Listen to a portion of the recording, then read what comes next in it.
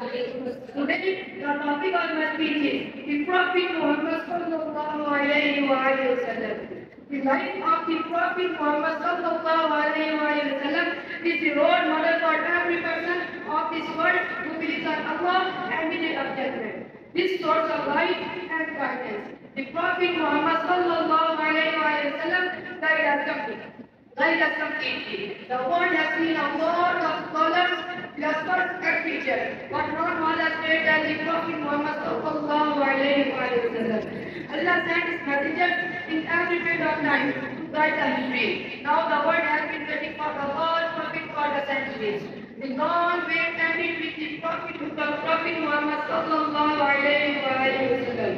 He was sent as the last prophet from Allah Almighty. His Sharia was regarded as the last message of Allah, and previous Sharia was abolished.